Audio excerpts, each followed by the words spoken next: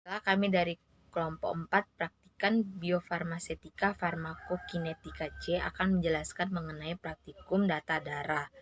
Adapun tujuan dilakukannya praktikum kali ini yang pertama itu untuk mengetahui parameter farmakokinetika obat setelah pemberian obat dosis tunggal melalui data darah. Yang kedua untuk dapat menghitung parameter farmakokinetika obat setelah pemberian obat dosis tunggal melalui data darah. Dan yang ketiga untuk mengetahui macam-macam parameter farmakokinetika obat. Farmakokinetika adalah salah satu cabang ilmu farmakologi. Farmakokinetika didefinisikan sebagai perhitungan matematika terhadap waktu absorpsi, distribusi, metabolisme, dan ekskresi obat di dalam tubuh. Analisis farmakokinetika dilakukan bertujuan untuk mengetahui parameter-parameter farmakokinetika. Parameter farmakokinetika terbagi menjadi 3, yaitu primer, sekunder, dan turunan. Parameter primer yaitu parameter yang dipengaruhi langsung oleh fisiologi. Parameter primer yaitu laju absorpsi, fraksi obat yang terabsorpsi, dan volume distribusi. Yang kedua yaitu parameter sekunder. Parameter sekunder yaitu parameter yang dipengaruhi oleh parameter primer.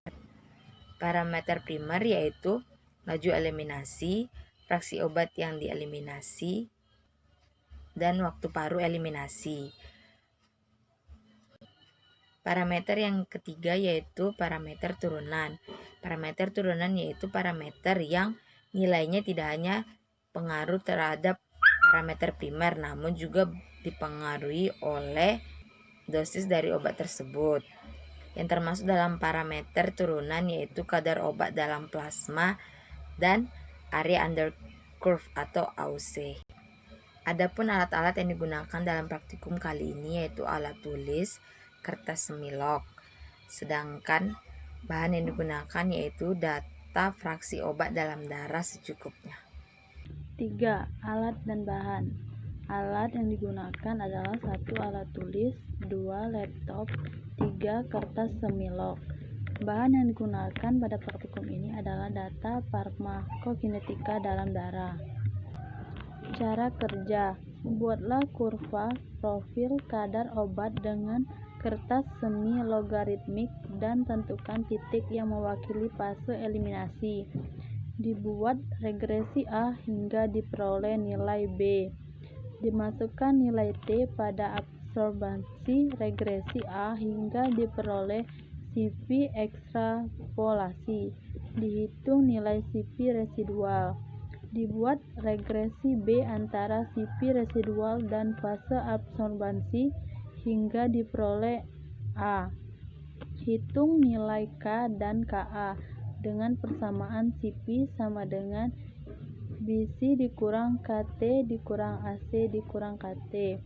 Dihitung T maksimal dan dihitung AUC dengan metode Trepanzoid dengan rumus yang telah digunakan. Nama saya Liliatrix Triwani Nefrixer dengan NIM 0806 198182 3130 dari praktikum biofarmasetika farmakokinetika dengan kelompok 4C. Di sini saya akan menjelaskan mengenai data hasil pengamatan dari praktikum kali itu, yaitu parameter untuk menghitung data darah. Untuk metode residual digunakan untuk menghitung parameter-parameter farmakokinetika yang lain dengan menggunakan model kompartemen ganda. Lalu untuk metode Wagner-Nelson digunakan untuk menghitung absorbansi obat di dalam tubuh yang tidak tercatatkan. Untuk hasilnya, untuk metode residual digunakan sebanyak 9 data, yaitu untuk data waktu, data CP, dan data log CP. Kemudian dibuatkan sebuah grafik dan mendapatkan nilai Y-nya minus 0,0312 X ditambah 1,023 dengan nilai R kuadratnya sebesar 1 dan nilai A-nya 1,0279 dengan B minus 0,0312.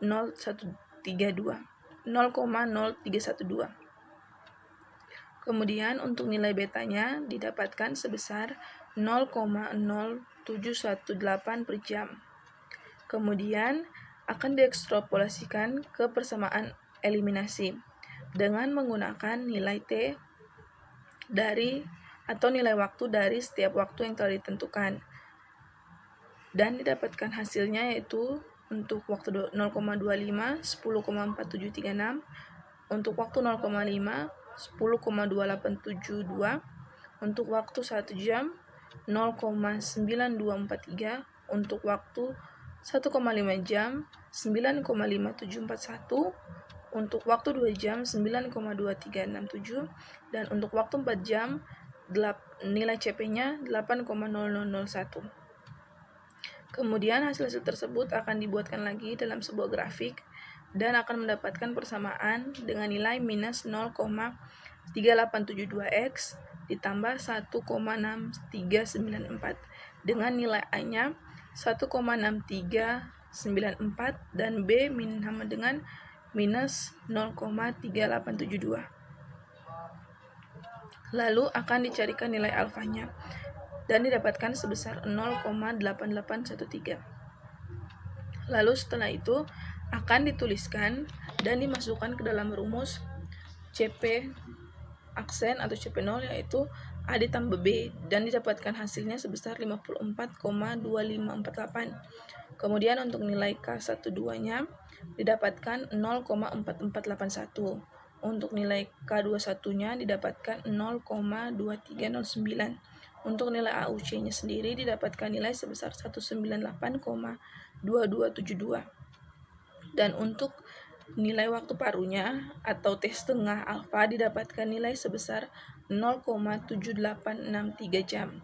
Dan untuk nilai waktu paru atau T setengah dari beta didapatkan nilai sebesar 9,6518 per jam. Lalu kemudian ada metode atau model Wagner-Nelson. Waktu yang digunakan yaitu sebanyak 10 data dengan rincian poinnya adalah waktu, nilai CP, dan nilai log CP. Lalu didapatkan hasil dari grafik yang digambarkan yaitu fase eliminasinya, yaitu Y sama dengan minus 0,08x ditambah dengan 2,031 dengan nilai R kuadratnya sebesar 0,995 dan nilai A sebesar 2,031 dan nilai B sebesar minus 0,08. Lalu dilakukan perhitungan untuk mendapatkan nilai K-nya, yaitu sebesar 0,1824. Untuk nilai T setengahnya atau waktu parunya didapatkan sebesar 3,7993 jam. Lalu akan dimasukkan lagi ke dalam tabel dan dibuatkan ke dalam grafik yang akan mendapatkan nilai atau persamaan nilai garisnya yaitu Y sama dengan minus 2,394x ditambah 0,5985 dengan R kuadratnya adalah 1 dan nilai A-nya adalah 0,5985 dan juga nilai B-nya adalah minus 2,394. Setelah itu akan dibuatkan nilai KA-nya dengan menggunakan rumus B sama dengan minus KA per 2303 dan didapatkan hasil sebesar 5,5133. Parameter farmakokinetika yang dapat dihitung menggunakan data darah meliputi laju eliminasi, kecepatan absorpsi, waktu paruh, dan area di bawah kurva. Fase farmakokinetik, obat yang terjadi di dalam tubuh yang pertama yaitu absorpsi atau tahap penyerapan. Setelah obat diserap, tahap berikutnya yaitu distribusi. Setelah obat telah didistribusikan ke seluruh tubuh dan telah melakukan tugasnya, obat akan dipecah atau dimetabolisme dan didetoksifikasi. Ada beberapa parameter farmakokinetik untuk mengetahui profil obat dalam darah. Yang pertama yaitu tetapan laju absorpsi. Lalu waktu mencapai kadar puncak, dan tetapan laju eliminasi. Ada dua metode yang dapat digunakan untuk menghitung parameter farmakokinetik yang menggunakan data darah, yaitu metode residual dan metode Wagner-Nelson. Kompartemen 2 terbagi menjadi dua, yaitu intravena dan peroral.